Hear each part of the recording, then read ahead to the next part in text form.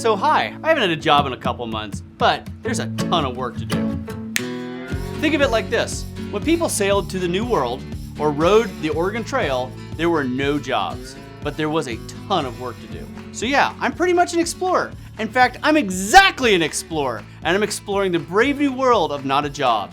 And this brings me to an important point that I love to talk about. Work versus jobs. Work v. jobs. What's the difference? Here we go. Now I know they're pretty much the same thing, but let me add a little bit of nuance for y'all, and I think this will be informative. Jobs are great. They pay the mortgage, they put food on the table, and yeah, I just created a job site, so yeah, I love jobs. And a big shout out to Daimler & Associates, Maddox Industrial Transformer, and Cannon Press for posting jobs this last week and standing up to be counted as free speech employers. I think I'm doing pretty good. Yeah. Wow.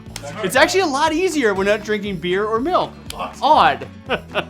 There's some really great jobs and companies out there, and if you are fortunate enough to work for one of them, well, boom. I guess you can even stop watching the video now. You're set. But Gallup tells us that 14% of you are totally miserable in your job and are spreading your unhappiness to your coworkers. Further, 60+% of you sorta meh about your job and not really super invested in what you do. If you're a misery spreader, or if you're not feeling as invested, well, take a minute off from driving your coworkers batty and let these 3 ideas take root in the old frontal cortex.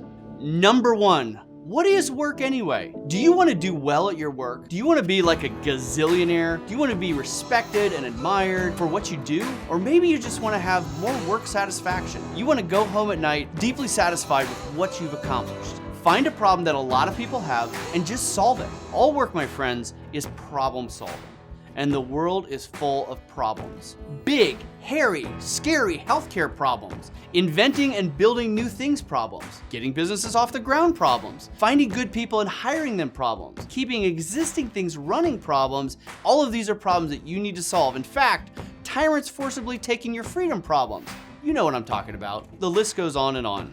Good work is all about seeing a problem and figuring out how to use your God-given gifts and talents to create a better, faster, or cheaper way to solve it. Numero dos.